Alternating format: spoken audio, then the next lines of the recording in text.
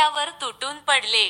मग बाबुरावर बसून कार्यक्रम सुरू झाला आणि मला खूप आनंद येऊ लागला होता. मी आजपर्यंत जीवनामध्ये असं कधीही विचार केलेला नव्हता.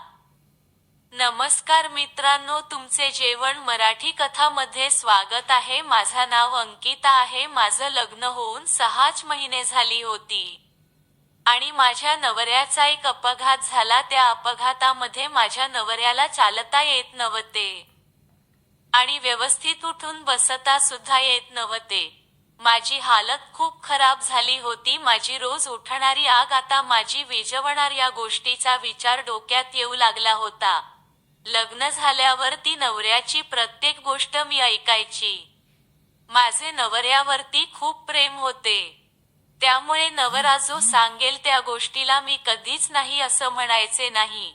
माझ्या नवऱ्याचा अपघात झाला आणि डॉक्टरांनी नवऱ्याला सांगितले, तुम्हाला 6 महिने तरी उठून बसता येणार नाही आणि तुम्हाला सर्व काही घरी बसूनच आराम करावा लागेल. आणि माझं नुकतंच लग्न झाल्यामुळे आम्ही दोघेच नवरा बायको शहरांमध्ये होतो. नवऱ्याला माझ्या चांगला पगार होता आणि त्यामुळे आता नवऱ्याला 6 ते 7 महिने घरी बसूनच राहावं लागणार होतं. त्यामुळे त्याची नोकरी सुद्धा जाणार होती. मी खूपच काळजीत मध्ये पडले होते. मी हॉस्पिटलमध्ये नवऱ्याला घेऊन गेले होते. तेव्हा मला त्या ठिकाणी एक व्यक्ती भेटला आणि तो म्हणू लागला की यांना डॉक्टरांच्या औषधाने काहीच नाही होणार आणि तुम्ही त्यांच्यासाठी काहीतरी आयुर्वेदिक औषधे द्यायला सुरुवात करा. त्यामुळे एक तरी तुमचा पैसा सुद्धा वाचेल आणि तुमचे मिस्टर सुद्धा खूप लवकर बरे होतील. मी आतुरतेने त्या व्यक्तीला विचारू लागले, काय करायचं आणि ते औषधे कुठे भेटतील. तेव्हा त्या व्यक्तीने मला त्या औषधीचे नाव सांगितले आणि ते जंगलामध्ये कोठे भेटत होती. जंगल हे आमच्या घरापासून दूर होते आणि मला शेवटी ट्रेनचा प्रवास करून जावं लागणार होतं. मी घरी आले आणि दुसऱ्या दिवशी मला सकाळी सकाळी त्या औषधी आणायला जायचं होतं. मी नवऱ्याला सांगून सकाळी सकाळी लवकर औषध आणण्यासाठी घराबाहेर पडले. शहरात आल्यावर घराबाहेर पडणे माझी पहिलीच वेळ होती. या अगोदर मी घरामध्येच राहायचे. घराच्या बाहेर आजपर्यंत तरी मी कधी पडलेच नव्हते. मला आता बाहेरची दुनिया बघायला मिळत होती आणि मी रेल्वे स्टेशनला जाऊन पोहोचले. स्टेशनवरती खूप गर्दी होती. मी अशा गर्दीमध्ये आजपर्यंत कधीही गेलेले नव्हती. तरी सुद्धा मला माझ्या नवऱ्याची खूप काळजी होती. त्यामुळे मला आता हे सर्व काही करावाच लागणार होतं. मी ट्रेनमध्ये चढण्याचा प्रयत्न करत होते. गर्दी खूप होती. त्यामुळे त्यात मी बाई असल्यामुळे लोक गर्दीचा फायदा घेऊन कुठेही हात लावत होते आणि त्यामुळे मला ट्रेनमध्ये चढणे खूप अवघड जात होते. आणि मी अगोदर दिसायला गोरीपान होते. त्यामुळे मला कोणीही माझ्या आंब्याला गच्च दाबून पिळून काढायच. त्यामुळे माझी धडधड वाढू लागली होती. असेच मी त्या ट्रेनमध्ये चढले. ट्रेनच्या डब्यामध्ये सुद्धा खूप गर्दी होती आणि तशीच मी ट्रेनमधून उतरून त्या व्यक्तीने सांगितलेल्या जंगलामध्ये पोहोचले. मला थोड्याच अंतरावर त्यांनी सांगितलेली वनस्पती मिळाली आणि ती घेऊन मी घरी आले. घरी येताना सुद्धा खूप लोकांनी मला पिळून काढलेलं होतं आणि माझ्या नवऱ्याने आजपर्यंत कधी सुद्धा एवढं कधी पिळून काढलं नव्हतं आणि त्यामुळे मला खूप त्रास होत होता. मी घरी येऊन माझ्या नवऱ्याला ती वनस्पती हातापायाला लावली आणि प्याला सांगितले. नवरा झोपी गेला. असेच 5-6 दिवस निघून गेले. त्याच्याप्रमाणेच ट्रेनमध्ये जाताच मला तो रोज अनुभव येऊ लागला होता. आता मला नवऱ्याचे तर सुख कसले नव्हतेच. मलाही ट्रेनमध्ये जायला आणि लोकांची गर्दी मला खूप आवडू लागली होती. त्यामुळे मी रोज त्या गर्दीचा फायदा घेत होते आणि मला सुद्धा खूप छान वाटत होते. मला सुरुवातीला त्या गोष्टी खूप राग यायचा, पण आता दिवसेंदिवस मला त्या गोष्टी खूप आवडत होत्या.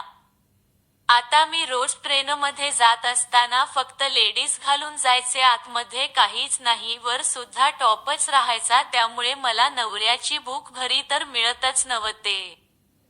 पण ट्रेनमध्ये गेल्यावरती मी गरम व्हायचे.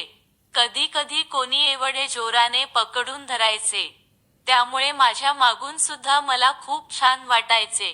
मी आजपर्यंत घराबाहेर कधी पडलेली नव्हती, त्यामुळे मला ही बाहेरची दुनिया मस्त वाटत होती. मला आता 1 महिना झाला होता, पण माझ्याकडे काही उत्साह आणि माझी इच्छा पूर्ण होत नव्हती, तरी सुद्धा यातच समाधान मानून राहायचे. नवरा ज्यावेळी ठीक होईल त्यावेळी मात्र त्याला काही मोकळे सोडायचं नाही म्हणून ठरवलं होतं. मला आता वनस्पती शोधण्यासाठी खूप जंगलामध्ये जावं लागायचं आणि एका दिवशी मी शोधत शोधत खूप जंगलाच्या आतमध्ये गेले, तरी सुद्धा काही वनस्पती मिळत नव्हती. मला त्या जंगलमध्ये एक झोपडी दिसली. त्या झोपडीमध्ये एक माणूस होता आणि तो पूर्णपणे तिथे मला उघडा दिसत होता. मी ते दृश्य लांबूनच पाहत होते आणि त्याचं लोबत असलेल्या त्यांचा बाबूराव दिसत होता. तो खूप लांब होता. माझे डोळे ते पाहून विस्फारले होते आणि मला आश्चर्याचा धक्काच बसला होता, कारण आजपर्यंत एवढा मी कधी पाहिलाच नव्हता. तो एवढा मोठा होता. तो काहीतरी डोळे बंद करून ध्यान करत होता आणि मी ते पाहून माझ्या आंब्यांना मी चोळू लागले होते. मला त्या क्षणाला काहीच कळत नव्हते.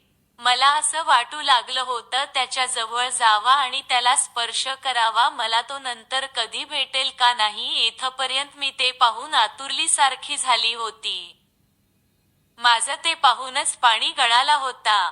मी पटकन त्या ठिकाणची वनस्पती घेतली आणि तिथून निघून घरी परत आले. माझ्या डोक्यात माझ्या डोळ्यासमोर ते चित्र दिसत होतं. मी खूपच त्याच्या प्रेमात पडले होते. मला त्याचं सुख अगोदरच मिळत नव्हतं, त्यामुळे मला हे करावं लागत होतं. माझी त्या दिवशी रात्रभर चिमणी झोपलीच नाही. कधी एकदाची सकाळ होईल आणि कधी एकदाची मी जाऊन ते पाहीन असं झालं होतं. आणि मी सकाळी सकाळी उठून रोजच्याप्रमाणे रोजच्या निघून गेले आणि मला ते आज खूप जवळून पाहायचं होतं. आणि आज तो मला तिथे काही दिसतच नव्हता.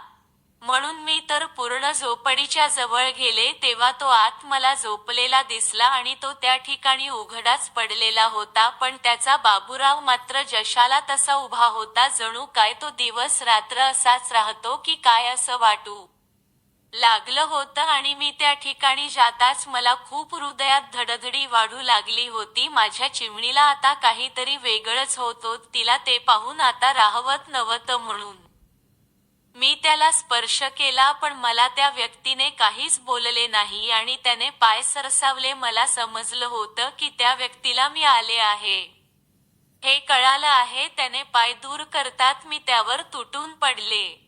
मग वर बसून कार्यक्रम सुरू झाला आणि मला खूप आनंद येऊ लागला होता. मी आजपर्यंत जीवनामध्ये असं कधीही विचार केलेला नव्हता. फक्त एक मौजमस्ती म्हणून मी ट्रेनमध्ये असं काही करायची. पण माझ्या मनात हा इथपर्यंत जाण्याचा कधीही विचार नव्हता आणि मी त्याच्यासोबत अर्धा तास खेळत बसले होते आणि नंतर तरी सुद्धा त्याचे काही कुठूनही पाणी लिकेज झालं नाही.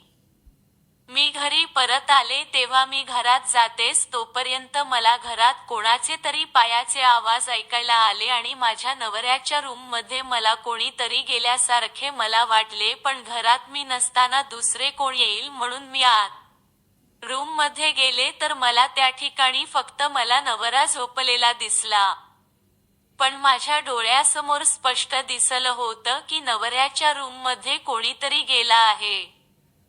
मी आता नवऱ्याला औषध आणून 2 महिन्यापासून द्यायचे, पण नवऱ्याच्या तब्येतीमध्ये कसलाही सुधार होत नव्हता. मला रूममध्ये कोणीतरी गेल्याचा मला भास झाला होता. मी विचारात पडले. माझ्या नवऱ्यावर मला शक येऊ लागला होता आणि दुसऱ्या दिवशी मी नवऱ्याला सांगून बाहेर घराच्या पडले आणि मी आज वनस्पती आणायला न जाता मी परत घरात आले तेव्हा मला नवऱ्याचे रूममधून आवाज येऊ लागला. आणि मी रूम मध्ये जाऊन पाहते तर नवऱ्याच्यावर माझ्या शेजारची रुपाली झोपली होती. दोघांच्या गप्पा गोष्टी कार्यक्रम चालू होता आणि मी ते पाहून मी हादरून गेले. तेव्हा नवरा अचानक जाग्यावरून उठला आणि म्हणू लागला, तू कधी आली? तेव्हा तो उठून माझ्याजवळ येऊन पाया पडू लागला. माझ्या डोक्यावर आभाळ कोसळलं होतं आणि माझ्या नवऱ्याने मला धोका देऊन हे सर्व काही केले होते. नवऱ्याला उठता सुद्धा येत नव्हते, पण तो माझ्यासमोर पलंगावरून उठून माझ्या जवळ आला आणि मला सॉरी सॉरी म्हणू लागला. पण नवरा लवकरात लवकर ठीक होण्यासाठी मी किती कष्ट घेत होते आणि त्याने माझ्यासोबत असं धोका दिला. लगेच माझी बॅग भरून परत माझ्या घरी आले.